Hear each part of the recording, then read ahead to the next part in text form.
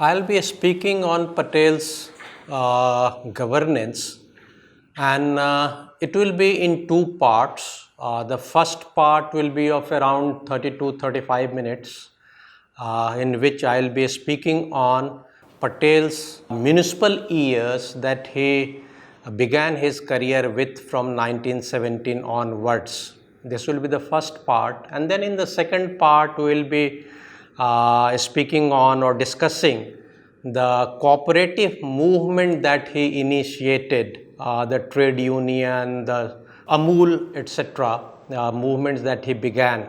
So let me begin with Patel's municipal years. That was the beginning in 1917. Actually, that was the period when Gandhi had joined a year back in the Indian politics, and he was in the process of learning the Indian political society, the society, its history, etc. And then gradually he was in search of the young new leadership. Patel, of course, from that standard was not young as Jawaharlal Nehru used to be.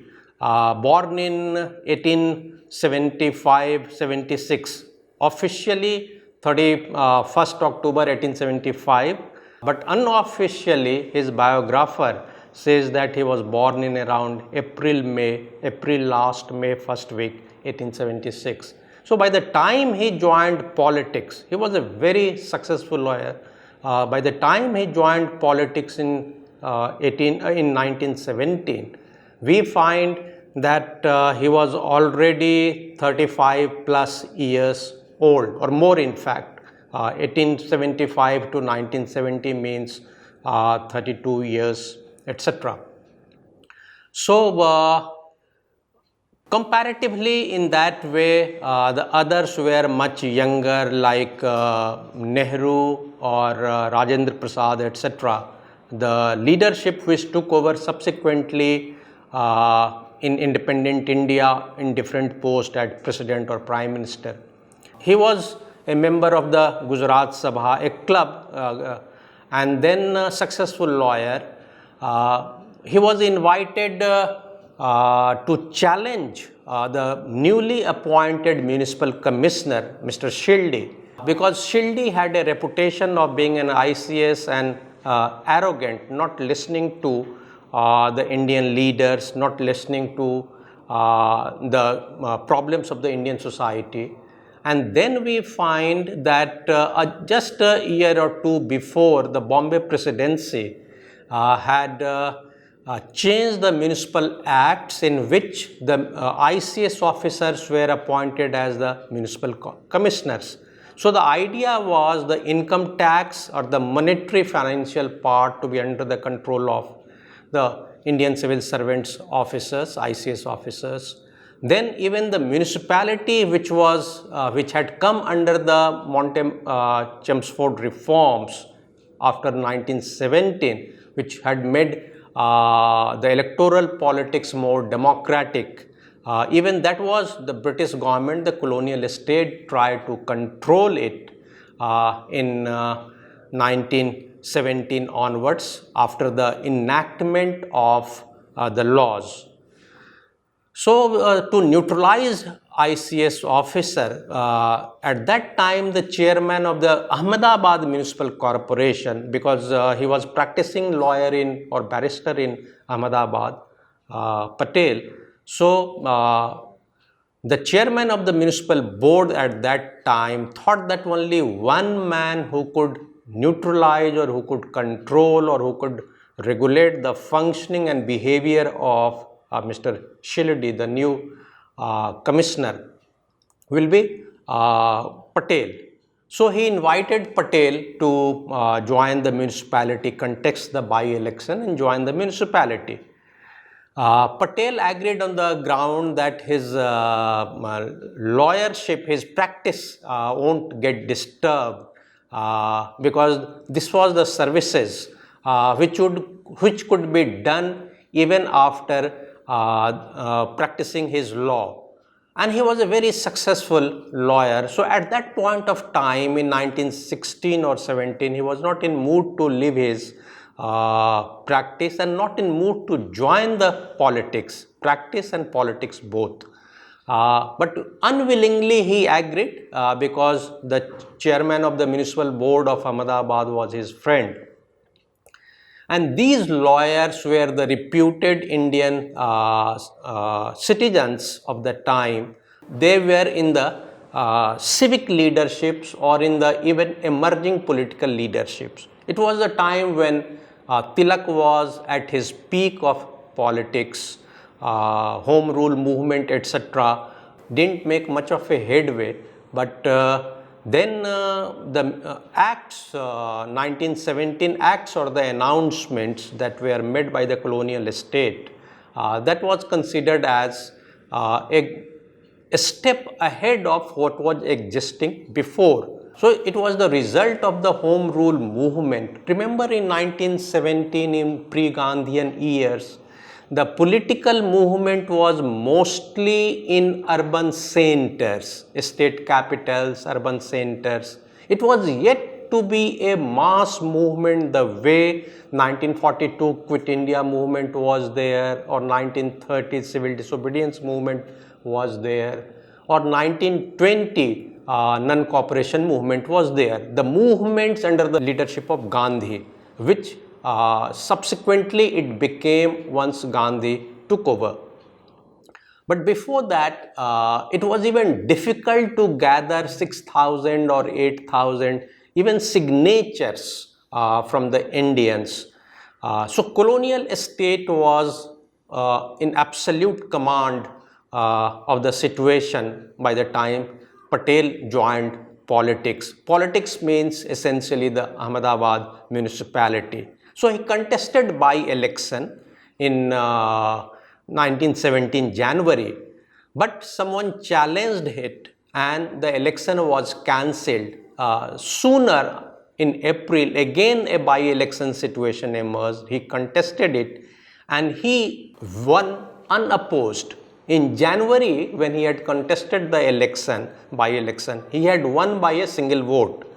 But in April in 1917, he won uncontested, and he became subsequently the chairman of the sanitary committee, where the cleaning drive of Ahmedabad. Remember, it was old Ahmedabad. It was not a new Ahmedabad that we know today.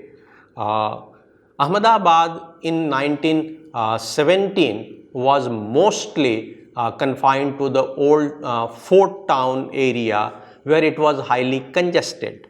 Now let me point out what he did from 1917 once he became the chairman of the sanitary committee, and then he became the president of the Ahmedabad municipality, and he continued till 1928, when he resigned abruptly in around April, May, when one of his, he moved into the national politics. He had already moved into the national politics after 1920. He had become the Gujarat Pradesh Congress Committee president, of which he remained till almost 46, 47.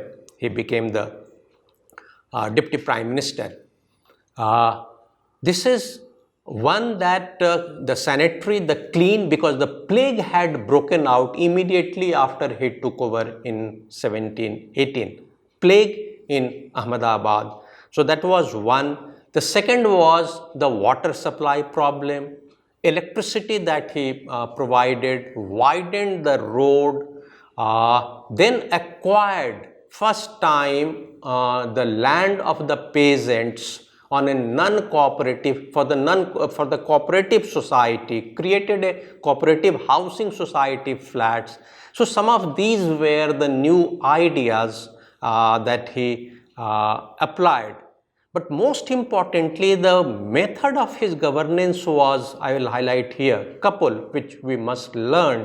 He consulted the local citizens. He consulted the farmers before, took their consensus permissions before acquiring the land, persuaded the citizens of Ahmedabad to maintain cleanliness, Every day in the morning, while he used to go for a morning walk, he went into the locality, had a first-hand experience of the problems, civic problems of the residents, interacted with them, asked them what exactly was their problems, and even sought solution from them, what exactly they felt could be the solution.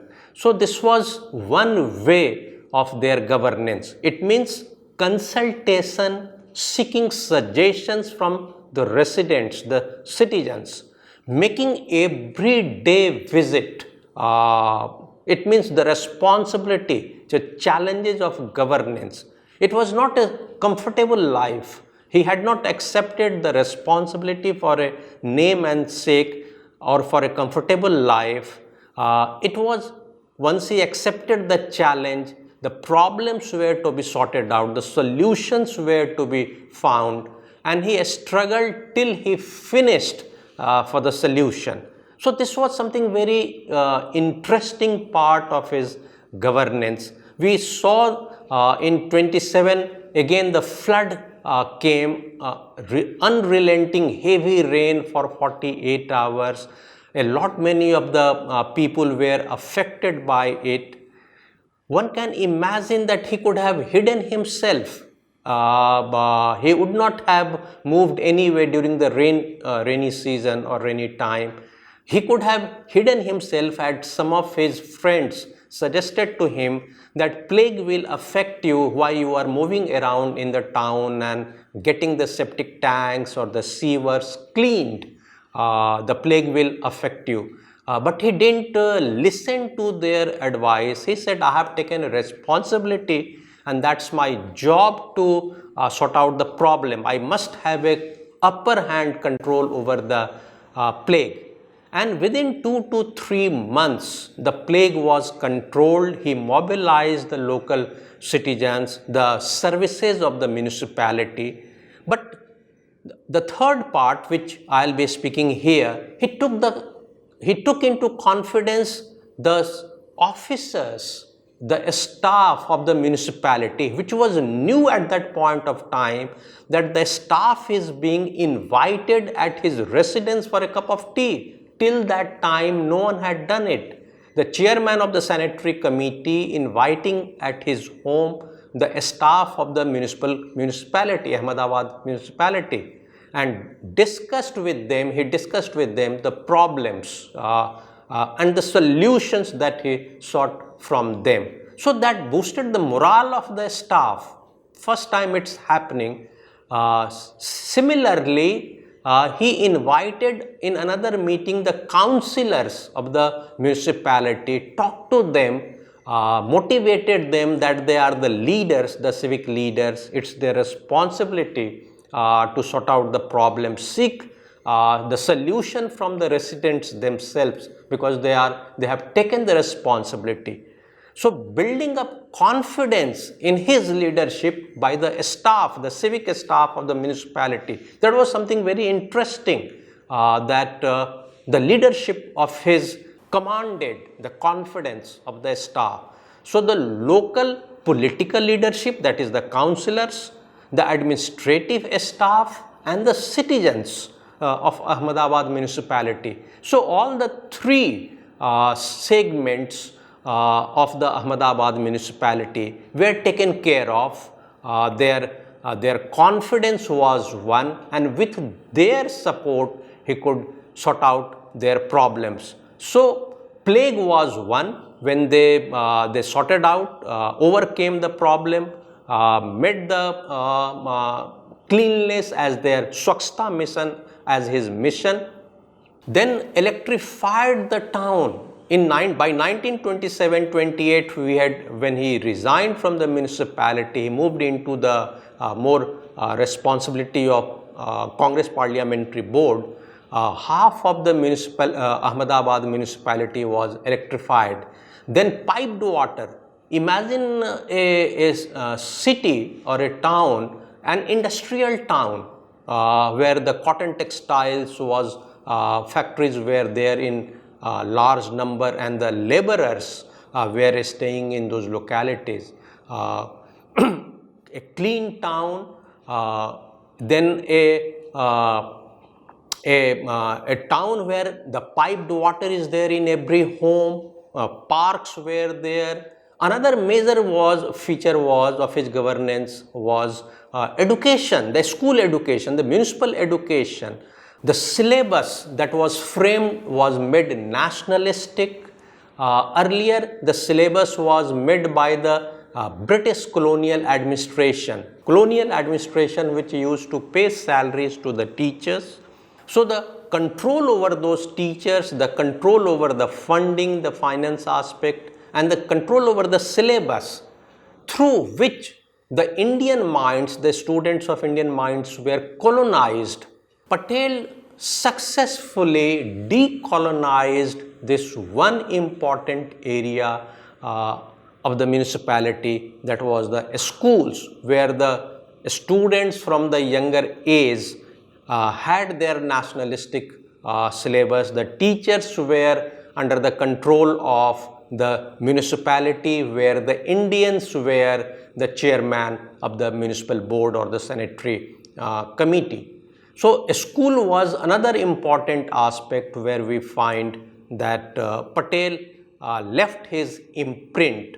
The fourth one where we find that Patel left his imprint was some of the beneficiaries, the elite section, who used to not pay taxes, the property taxes, or even the water, the cantonment nearby, the military cantonment nearby, where the water was being supplied at a very nominal rate, and the money for which was to be paid by the Indians.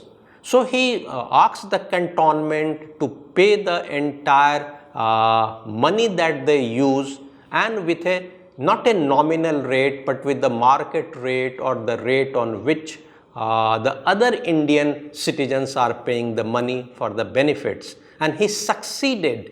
Imagine a situation in 1920s, 24, where the military cantonments are being challenged, ICS officer is being challenged, his rulings, etc. And Shildi was removed because he had favored one gentleman who was cheating the municipality. Patel prepared a strong case taking into account these eyewitnesses and details, and challenged the ICS officer. Remember, challenging an ICS officer, a symbol of the colonial administration, and the colonial administration being forced to remove him. That was something unparalleled in those years in 1920s. Only Patel could do it. In order to make my presentation on Patel's ideas of governance more clear, I must put a sharp position in comparison to when Nehru or Rajendra Prasad were in the municipality. Nehru was in the municipality of Allahabad in 1920s. Rajendra Prasad was in Patna. These two gentlemen, the future leaders, the Prime Minister and the President, they resigned out of frustration, blaming the colonial administration or the bureaucracy because they were not functioning as per the desire of these Indian leaders. Whereas Patel did not resign. Patel rather forced the ICS officer to leave. He was to be removed, and even the military cantonment was challenged. So instead of resigning and leaving the responsibility, once elected, till he finished his job, Patel never resigned. He never ran away from the responsibility. He took it as a challenge, finished it. So this condition of fight to the finish, this condition of governance, which is of which this trait of fight to the finish, once a person takes the responsibility, we find till 1948, 49 or 50 till he died. It was It could have been Patel. It was Patel who unified this country. India that exists today on the map is because of Patel. Two of the states, particularly this area, Jammu and Kashmir, and the China issue that we find today, where where the Nehru's problems, had Jammu and Kashmir be given the complete freedom, not taken away from the purview of Patel, the problems of Jammu Kashmir could have been sorted out. And Jammu and Kashmir that we see on the map, the complete Jammu and Kashmir, that could have been an integral part of India, not occupied by Pak. And the problems of Tibet that we find and the border of LAC, that even after 1948-50, 2 to 3 generations that we have suffered after 47, that would have been probably sorted out. So this trait of governance, this determination, this will to sort out the problem was visible in his municipal years when he was the president of the sanitary committee and then president of the Ahmedabad municipality. So a school one, then plague, then flood, then electricity, cleanliness and cantonment, and the challenge from the civil administration. We find 4 or 5 issues where his leadership and his methods of governance are visible, where he lifts his imprint. The other part that we find is, or his methods was consultation, taking the staff, the citizens and his colleagues into confidence, then seeking solution from the citizens, involving the citizens in the governance. So democratic process, application of democratic process. He was not afraid of criticism. This is another important aspect of governance. If someone, he doesn't want a goody-goody, smiley kind of image and not sorting out the problem. So he was not afraid of criticism. If the criticism was genuine, if it was supportive, or if it was helpful in sorting out the problem, he was willing to learn from those criticisms. But though just for the sake of criticism, out of jealousy, he didn't care for that. In fact, he many times confronted the critics. He inquired from them, sought solution. One example I'll give you to explain my point. Old Ahmedabad had become highly congested. So there used to be a persistent traffic problem in 1920s when he was the chairing the sanitary committee, or when he had become the chairman of the municipal board. So he removed the wall which was the impediment in the expansion of the road. So he removed the wall of old fort area, and then he widened the road so that the traffic problem could be sorted out. And in order to acquire the land outside the fort, he consulted the peasants, gave them the remuneration at the market rate of the cost of the land. So this was something new, first time happening, that the land is being acquired of the peasants are being consulted, and they are being paid at the market rate, the cost of the land. And then those citizens of the old Ahmedabad town, whose houses were demolished to widen the roads, so the further land was acquired from the peasants. The residents were encouraged to form their cooperative housing society. So first time in 1920 a cooperative housing society was formed, and there those residents who were affected by these demolitions of their homes, they were shifted to that place. It was such a noble, unique technique that he had developed, that even some of the citizens, prominent citizens or officials, came from Bombay to study the impact or the policies of Sardar Patel. So his imprint had a wide impact. The flood that I talked about in this program had its another left an imprint on the citizens of Gujarat in particular, and not only of Ahmedabad. In fact, he supplied on his call the business houses who donated the money, donated more, in fact, the grains, the food packets, the tents.